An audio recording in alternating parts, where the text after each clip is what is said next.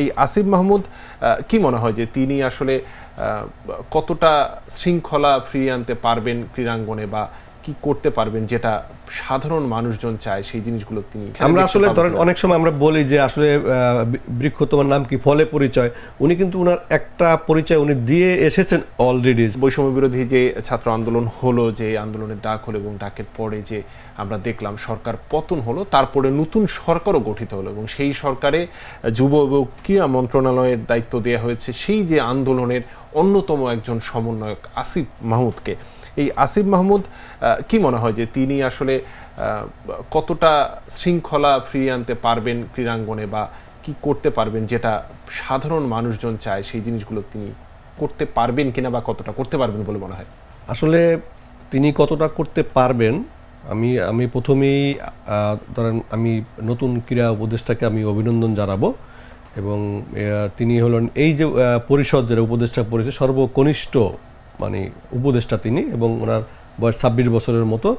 তো আমরা আগে যেটা বলেছিলাম যে 26 বছর থেকে শুরু করে 84 বছর পর্যন্ত যে একটা মানে তারুণ্য এবং অভিজ্ঞতার মিশেলে যে উপদেষ্টা পরিষদ মানে গঠিত হয়েছে, এটা এই দেশের মানে কোটি কোটি মানুষের অনেক প্রত্যাশার যে ফসল, বা তাদের কাছে এখন যে জিনিসটা আছে সেটা, তার মধ্যে আমরা আমাদের সেক্টর নিয়ে আমরা আলোচনা করব, যেটা ক্রীড়াঙ্গন। এবং ক্রীড়াঙ্গনের উনি দায়িত্ব নিচ্ছেন, যদিও এখনও হয়তো উনি ক্রীড়াঙ্গন নিয়ে অফিসিয়ালি কোনো বিবৃতি বা কোনো কথা বলেন নাই, হয়তো নানান ব্যস্ততার কারণে। আপনি জানেন যে তখন আমরা ওনার এটা বুঝতে পারবো যে আসলে ওনার এটা কি, মানে তার উদ্দেশ্যটা কীরকম, বা তার মানে প্ল্যানটা কীরকম হতে পারে, হ্যাঁ, তার এখানে মিশনটা তার কীরকম হবে।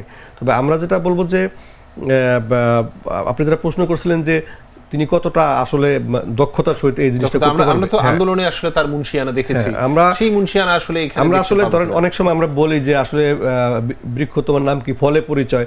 উনি কিন্তু ওনার একটা পরিচয় উনি দিয়ে এসেছেন অলরেডি। সেটা হলো যে ধরেন আমি এই বয়সেই বলবো, কারণ তরুণ একটা ছেলে, একটা মানে ছাত্র, তিনি কিন্তু এই পুরা বাংলাদেশের যে ছাত্র আন্দোলন, সেই ছাত্র আন্দোলনের নেপথ্যে যে কয়েকজন নায়ক আছেন, যারা আমরা সমন্বয়ক বলি, তাদের অন্যতম তিনি। এবং তার মেধা প্রজ্ঞা দিয়েই কিন্তু একটা মুভমেন্টকে মেইনটেইন করা, পুরো আন্দোলনটাকে নিয়ন্ত্রণ করা, মানে পরিচালনা করা, এটা কিন্তু মানে আপনার অনেকের পক্ষে সম্ভব না। সেই দিক থেকে তার মেধা, তার বিজ্ঞতার নিয়ে কোনো হয়তো সবার একটা সেকশন কিন্তু আমরা দেখে এসেছি।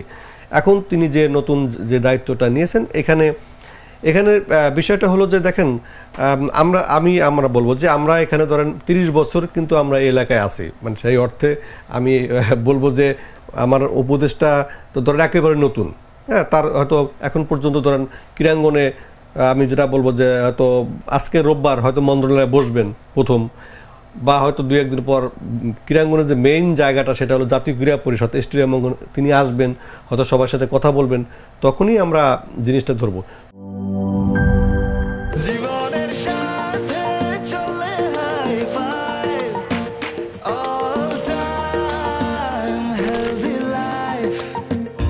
নিশ্চিন্তে খান, স্বাস্থ্যকর অল টাইম পান।